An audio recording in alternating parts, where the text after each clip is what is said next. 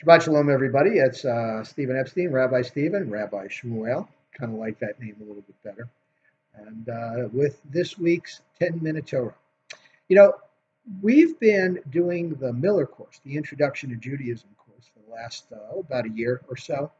And we're kind of on our third incarnation. Now, for those of you that are not familiar with it, the Miller course, Introduction to Judaism, is sponsored by the American Jewish University. It was developed as a way, really, to introduce people that want to choose Judaism.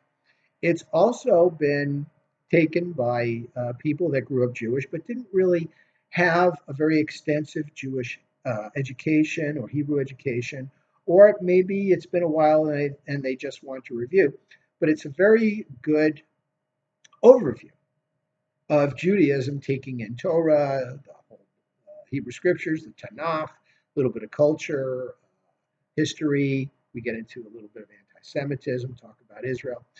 Uh, and, we've had these affiliate meetings, those of us that are in the process of teaching, and, to sit down once a month on Zoom and go ahead and discuss some of the things that we're experiencing, discuss ideas and such. And you know, some of us that are teaching it are not clergy, so they decided to dispense with the whole title. So, I've been going by rabbi since I was ordained a few years ago in 2017, and it's kind of unusual for me to not be addressed as rabbi. Maybe it's an ego thing, I don't know. So it is what it is. Anyway, hope you're all doing well. We're in the summer months, and we've got. Hope you're enjoying it. The traffic's, abated a little bit, and we've got a bar mitzvah, b'nai mitzvah, really is appropriate coming up. And the reason b'nai rather than bar is because it's a couple of young gentlemen who have been working toward this for quite a while, and I've known them for many years. I've seen them grow up a little bit, and now they're coming of age. And that's really what the B'nai Mitzvah is all about. But they have been attending Hebrew school, and they've been over our house when we did services in our house. They've been coming to Temple Shalom of Ontario to participate, and it's really kind of a joy, really almost bittersweet, because usually when kids go through their B'nai Mitzvot, that's kind of the last you see of them. But this family has been very good about supporting them and being Jewish, and it's just a beautiful, beautiful experience. Definitely looking forward to it. And as a way of doing something special, because it is the summer, we're going to start both Friday night and Saturday morning, the Mariv and the Shachrit services a little earlier. The point of starting the Mariv service a little earlier at 7:30 instead of the usual 8 is because the candle lighting isn't going to be until about 7:45, 7:50. That'll give us some time for me to get the guitar out. We're going to sing some songs. And then, of course, when we light the candles, that's it. We go right into the regular service. And, of course, Saturday morning, we're going to start a little bit earlier because we all know that B'nai Mitzvot tend to get a little long-winded in the middle around the Torah service as the kids get up and do their portions, their Torah, their Haftarah, their speeches. Everybody gets a little verklempt. They get a little emotional. So, and we also want to stop a little earlier, too, so we can have fun. So please join us. And B'nai Mitzvah are always very exciting. And after this, we got one more in August. So now that we've wasted time there, let's get right into this week's portion, Shelach. And this is or Shelach, as some from Machine describe it, just, pick for yourself. And what is Moses picking for himself? He's picking spies to go out and reconnoiter the land. And we've addressed this a few times before as we go year by year doing this. And basically, was it Moses' idea? Was it God's idea? Because after all, the sages say, well, God said to Moses, if you really want to, that was the whole idea, Shelach Lecha, pick for yourself or decide for yourself. But really, the verbiage in the Torah says, God said to Moses, select one person from each tribe to go out and take a look at the land.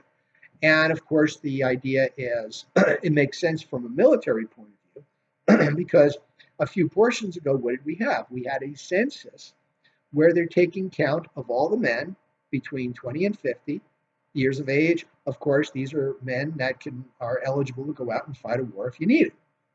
So we got to know how many people we have. Now we got to know a little bit about the land. So when we get there, we can kind of fight the war and we know what we're up against, right? As far as the terrain goes.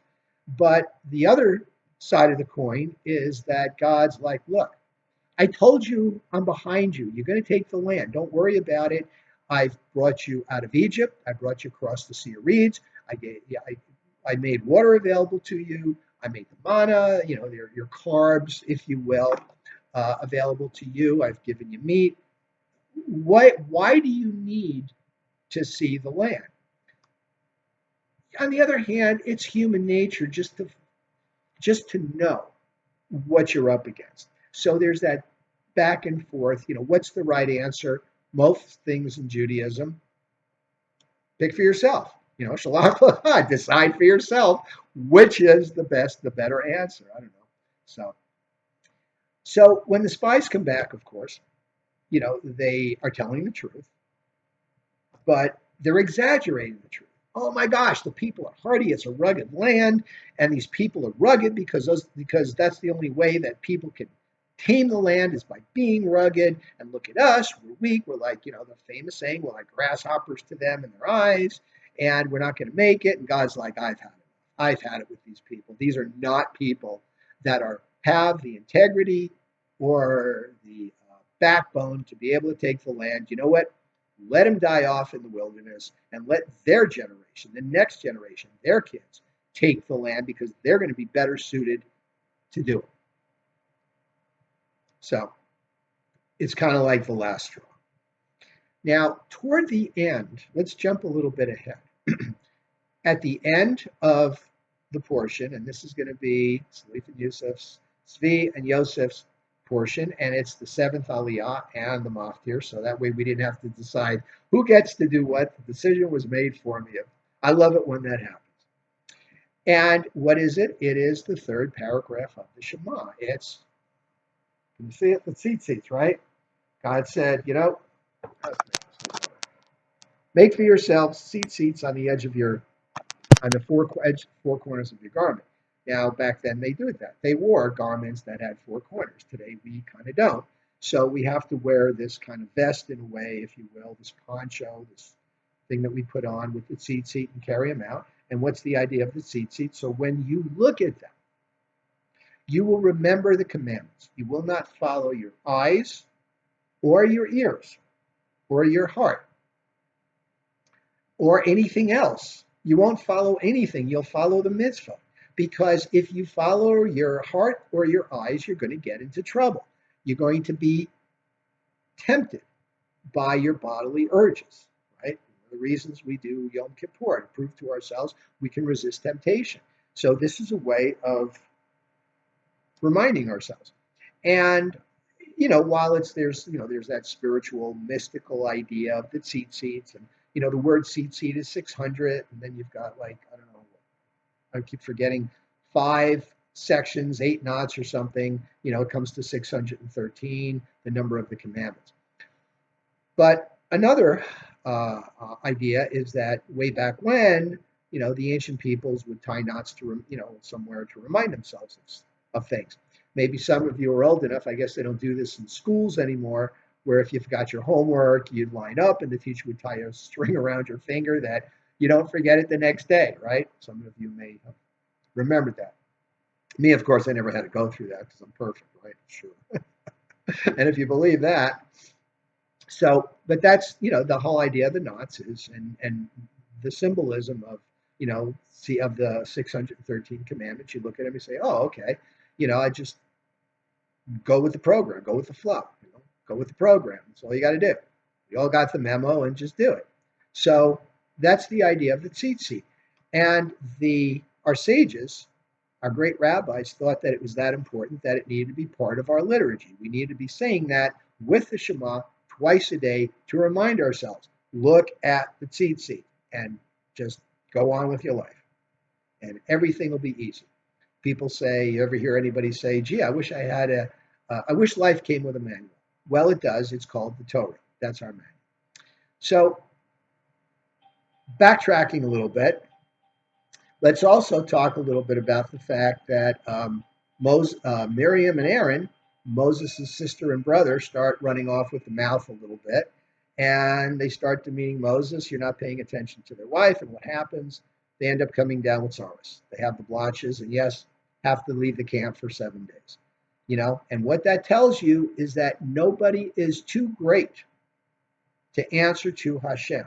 It's a way that we all get humbled, kind of the way it is. So, all right, so I'm in the synagogue. Somebody's at the door. I'm going to go get it.